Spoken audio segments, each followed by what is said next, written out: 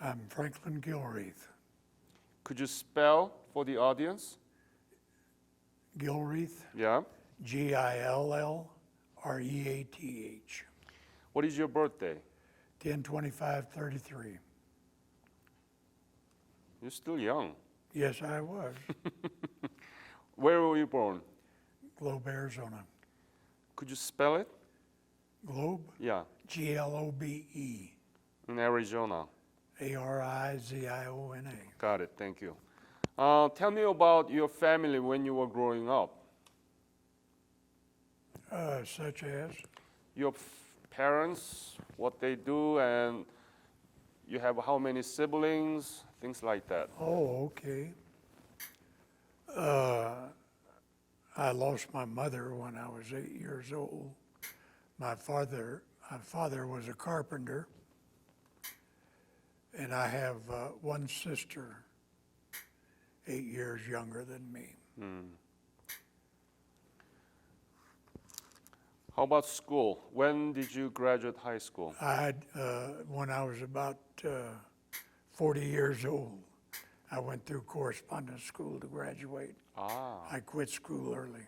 Okay. So when did you join the military? In 1949, August 1st. Army? Army, And you enlisted, right? yes. Where did you go to get the basic training? Camp Chaffee, Arkansas. Camp Chaffee, Chaffee, C-H-A-E-E, FFEE. in Arkansas. How was basic training to you? 16 weeks. Was it hard? Well, yes. They got with it. It was in the hills of Arkansas, lots of bugs. It was hot. The long marches were tough, but we made it. You made it. And when did you leave for Korea?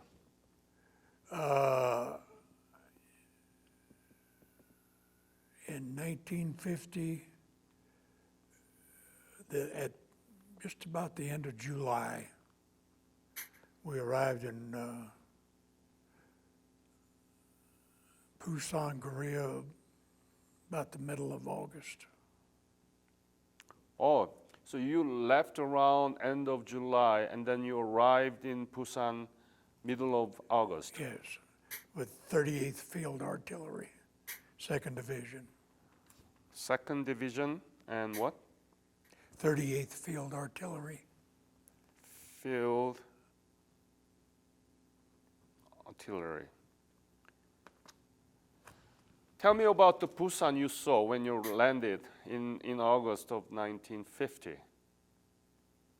Well, I didn't get to see a whole lot of it. They put us on a train and away we went to the north, towards the Nakdong River.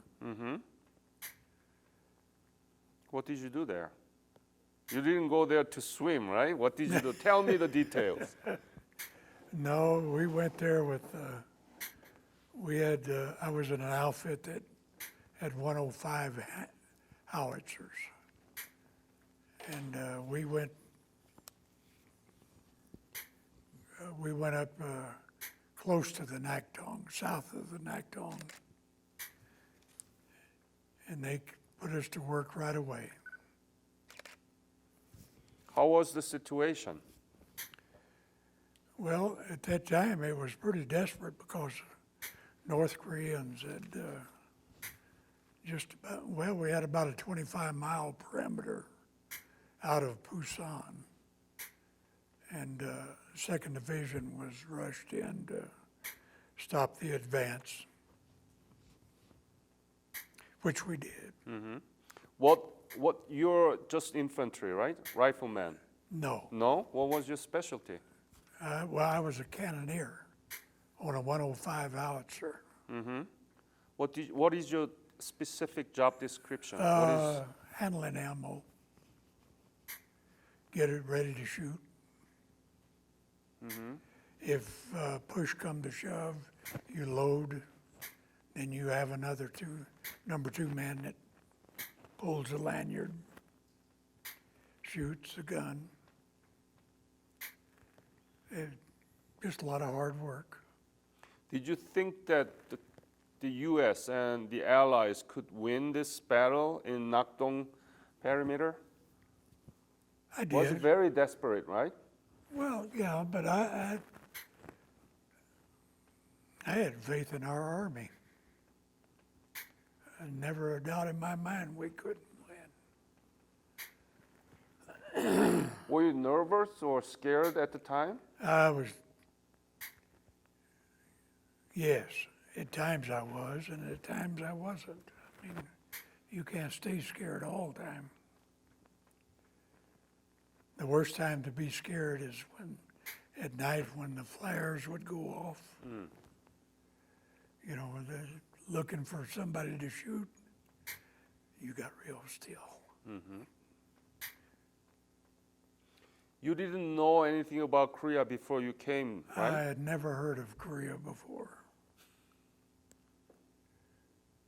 And you were in the middle of one of the most intensive battle. And what were you thinking, What am I doing here? right? What were you doing there? I was serving my country. Did you know what you were doing there? We were supposed to be fighting the communists. Communist, right? Yes, sir. So then what happened to you? Well, we pushed all the way up north, pushed up close to the Yalu River. So you went up to the Yalu River, did you? Almost. I did go to the Yalu, but that was much later. In Camp 5, I was at the Yalu River after being captured. So you went through from Nakdong River to Daejeon and Seoul and Pyongyang? Yeah, sure did. How did you feel about that when you were going toward north and you also saw many, many cities that destroyed completely, right? How was it? Pyongyang there wasn't one building that wasn't damaged. It was leveled. Well, so wasn't Seoul. Seoul caught it. Well, they were destroyed several times, you know, from back and forth. Pyongyang was damaged. And really, there wasn't any other large villages north of Pyongyang that I was in. The 2nd Division was, when the Chinese come in, they come in 2 or 3 divisions of them, was overrunning the infantry and overrunning everyone, really. And the 2nd Division was appointed by MacArthur to hold back so the rest of the 8th Army could withdraw. 2nd Division was nominated to be the rear guard. And we got back to, can't think of the name of the little village. Anyhow, we had our road blocked, and all of our trucks and our guns were stranded on the road. I didn't think. Where was it? I Is it north of Pyongyang or Yes, south of Pyongyang? yes, North.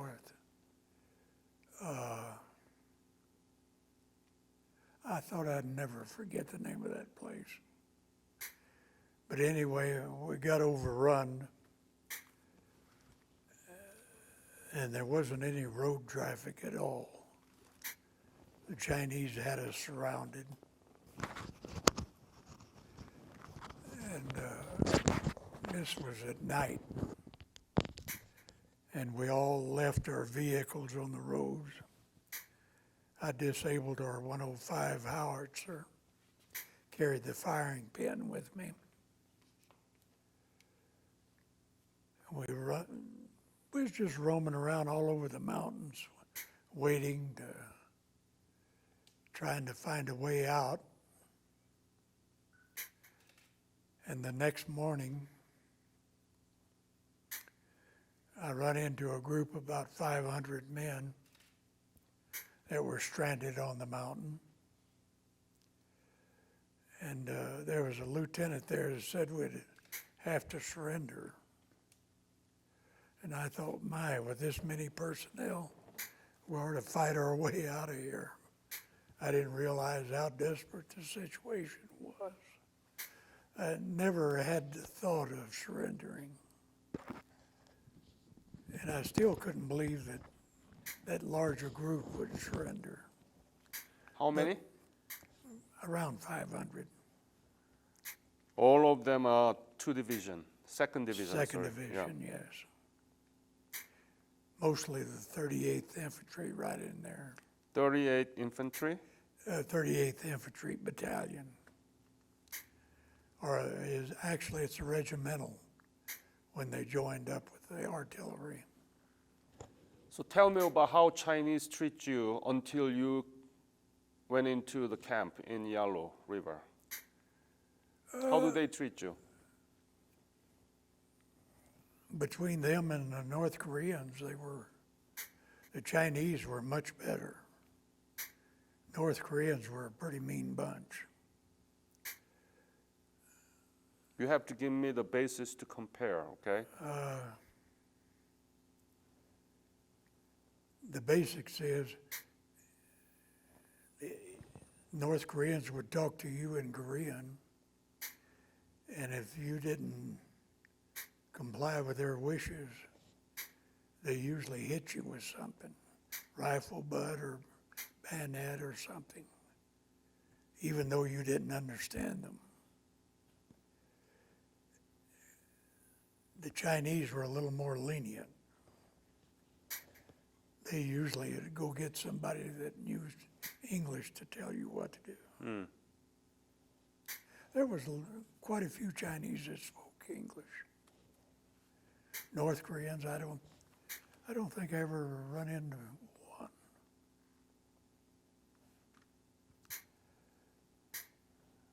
So what happened to you? How you were arrested north of Pyongyang, and then what happened to you? Your boss told you to talk me detail. They put us in a small village there. They emptied out all the North Koreans, the civilians, and they kept us in huts around there for 3 or 4 days, and then we marched north. Probably During the night, right? day and night. Day and night? Yeah. They gathered there's approximately 1,000 of us after they consolidated all of us. We marched and they'd put us in caves. We stayed in caves. I guess they were mines or something at one time or another. And stay there 2 or 3 days, and then they marched us on up further to mining camps. The mining camps were stayed there for a couple of weeks. And then marched on to Puktong, North Korea. Puktong was a Korean village, and they moved out all of the north side. I don't know where they put the people, but anyway, they put us on the north side of the village. And as a guard, they had a barbed wire fence up that would keep cattle in, but anybody could walk through it, And to the north was the backwaters of the Yalu River, the reservoirs. And it was just The compound was nothing more than houses. How many were in a house? As many as we could put in a 12 by 12 room, you would probably have 25 or 30 people. The best you could do was sit up. Nobody laid down or anything. The Koreans had, I guess it was a grass mat that they used. And there's a white lice that loved to stay in those mats. And when a warm body got on them, they got on you. And they get in all the seams of your clothes. And,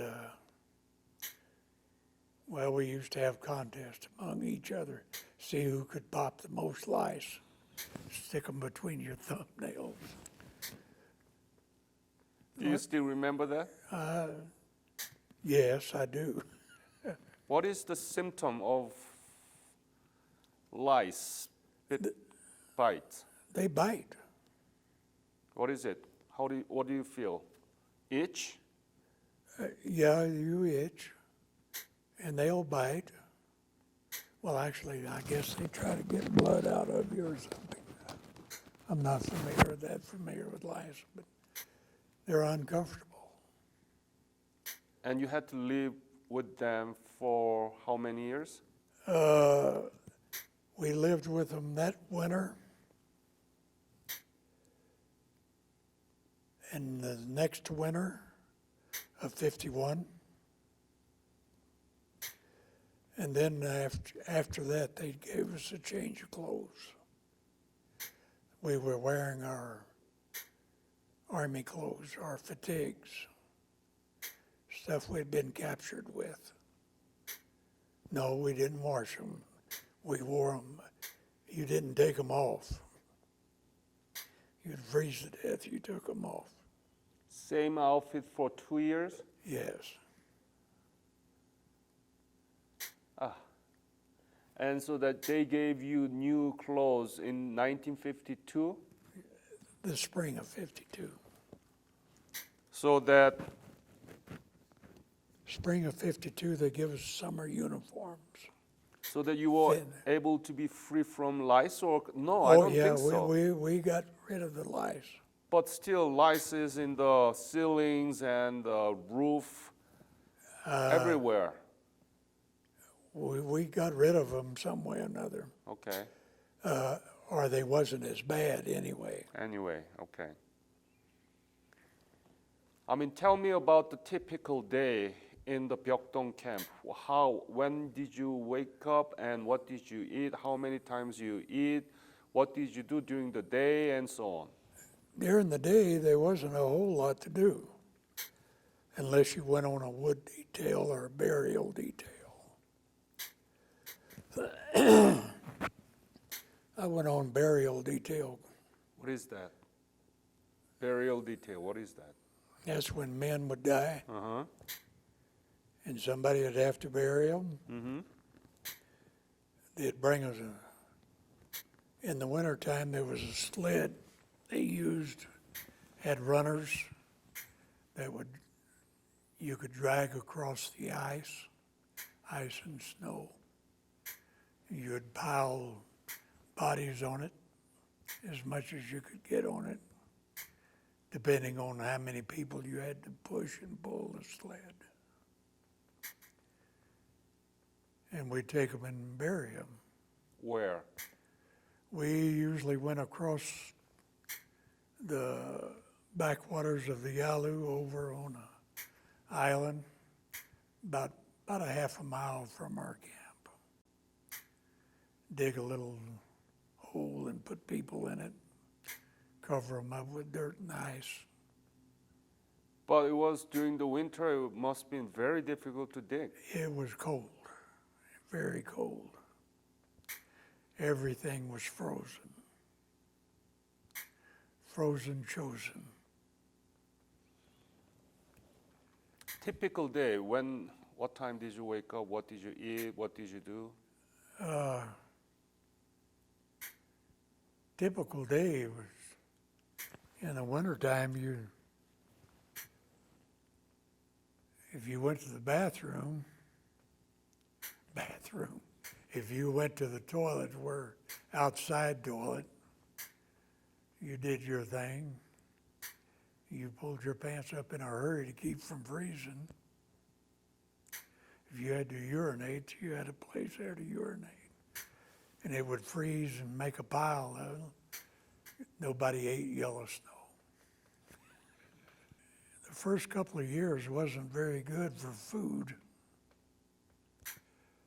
You get some boiled millet. For the first year, we had whatever you could. I had an old tin can that I used to get my ration in. But usually had millet in the mornings and then millet in the evenings. 2 meals a day. 2 meals a day. I got where I despised millet.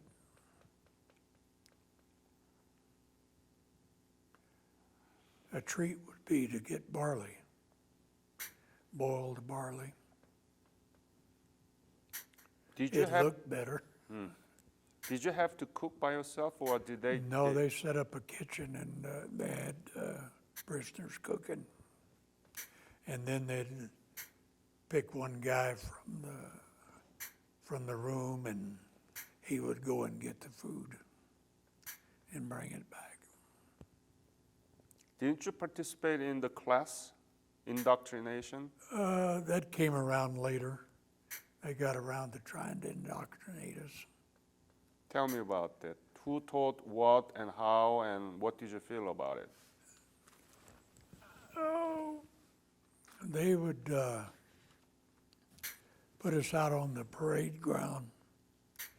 They had a loudspeaker going, and they would have their indoctrinations of how well Stalin was doing and how well Mao Zedong was doing,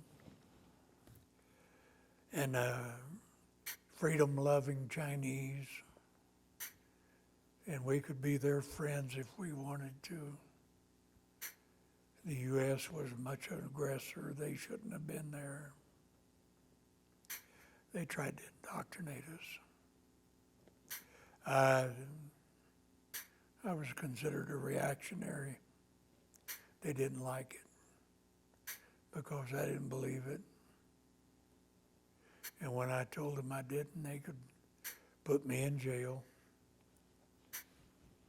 It's a prison camp, and there is another jail. There's another jail. So you were prison. treated very specially, right? Oh, yes. Oh, tell me about this special prison. Well, you stayed in that special prison until you wrote a confession. And I had to write a confession every once in a while for being such a bad boy. Mm-hmm. And the prison was a little, what it amounted to was a guard shack that was built out over the water out of poles. And you stayed there until you wrote a confession. So what did you write? What did you write? How bad I was, how nice the Chinese were. You had to. Well, if you wanted to get out of jail, you did. Right. They'd leave you there forever, I guess. Did you have any sports to play? Later on,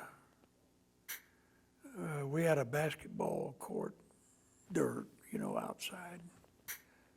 You could play basketball, the ones that wanted to. Did you? Some, not much.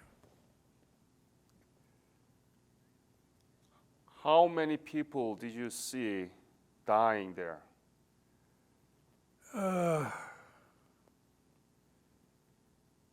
The first year, the first winter, was the worst. Probably 50%. There's about 5,000 in that camp, in Camp 5. And just about half died. Malnutrition and freezing to death. Yeah.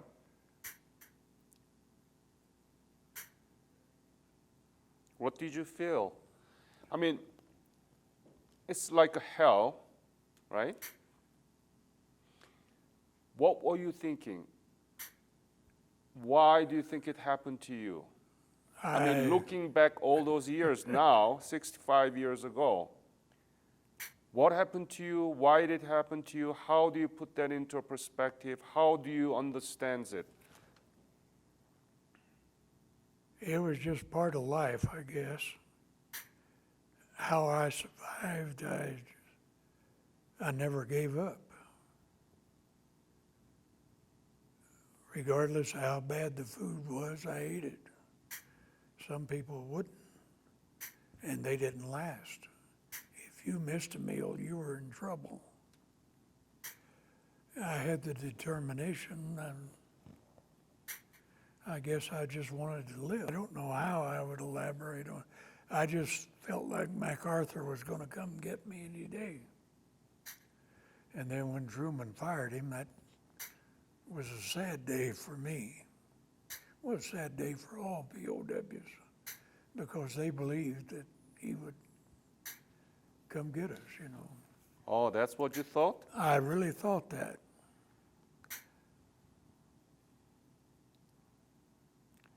And I wasn't aware of all the politics involved. I knew MacArthur was a soldier, and I really believed that he would liberate us. And I think he could have if he had been left alone.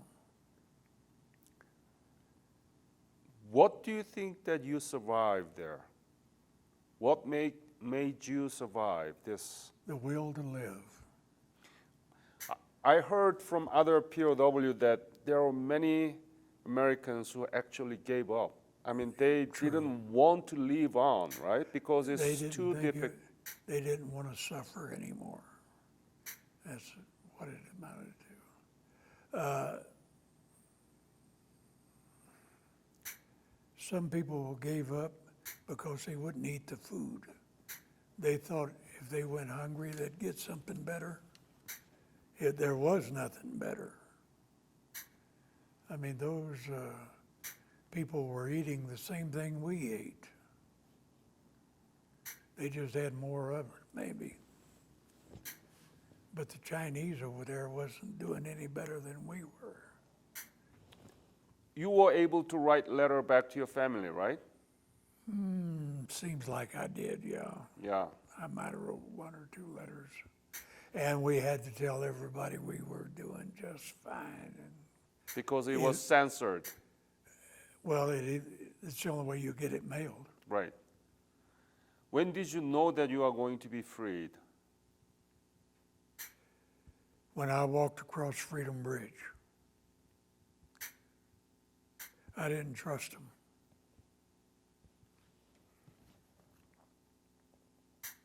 When did they notify you that you're going to be freed? Oh, about the 1st of August, 53.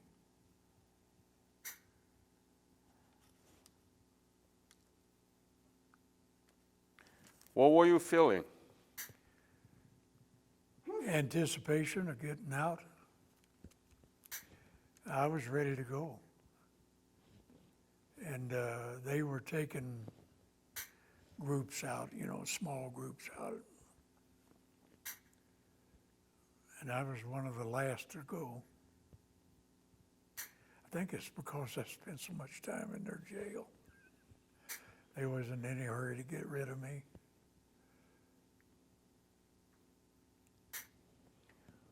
What was the first thing you did or U.S. authority did to you when you crossed the Bridge of Freedom?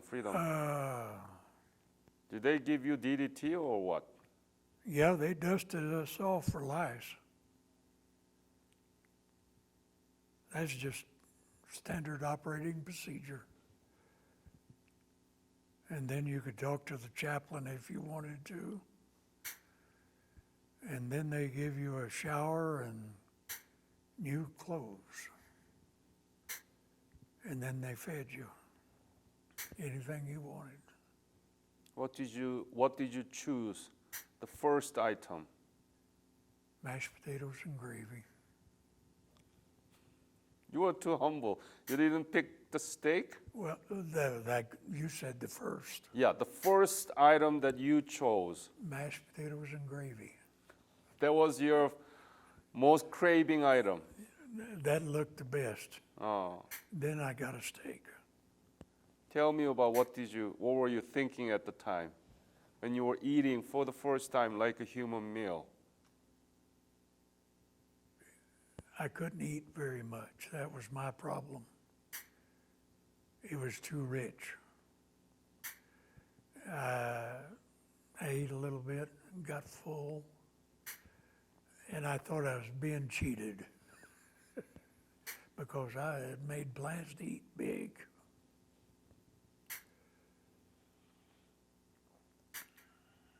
And then they put us on they checked us out, doctors checked us out, first one thing and the other. And then we were put on a ship, come home. You remember the scene that you returned to your home and meeting with your family? My grandmother lived in San Francisco. Well, out of San Francisco, a ways of Grass Valley, California. And she was there to meet her grandson. And I knew I was home for good. I never wanted to go back on a free trip or any kind of trip. To Korea? No. If I went back, North Koreans would declare war again. What is Korea to you personally after all these ordeals that happened in your life? What is Korea to you personally? Which Korea? South Korea. I'm happy for them. I really am. I'm happy for them. What was the most difficult thing? I mean, it might be the stupid question, No, but there's no stupid questions. Okay, during your camp, when you were there in the camp, you were in Pyeongdong, right? What was the most difficult thing that you couldn't really endure or anything like that? What was the most?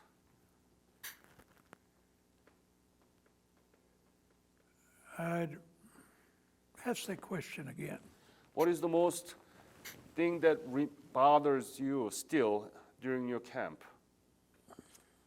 Most difficult thing, most terrible thing that you Physically or yeah, mentally? Or? Whatever. Tell me physically and mentally, both. The worst thing mentally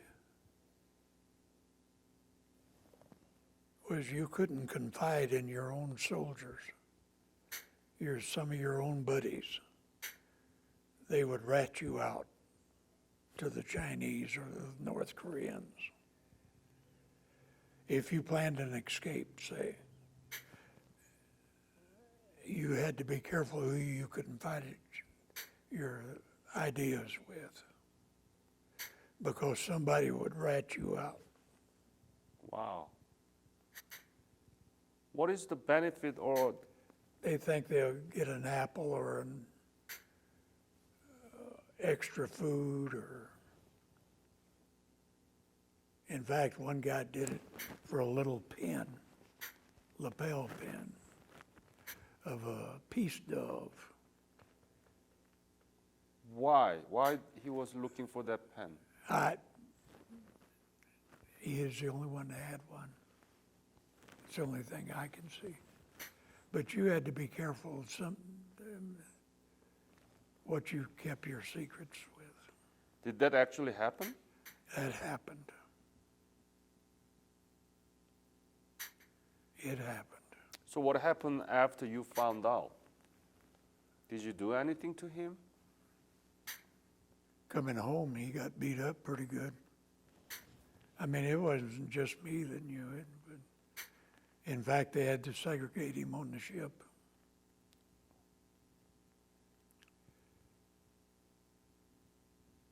Must have been, wow. That when you can't confide in your fellow American, that's tough. And that's bothered me because that sort of thing comes from communism.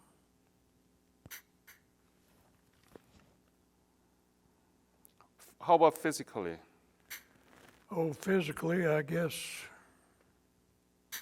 the bitter cold. It gets cold in North Korea. Well, it gets cold in South Korea too, but it's worse in North Korea. I think they invented cold. They are genius. Oh, Lord. No, that wind that comes out of the north up there, it's tough.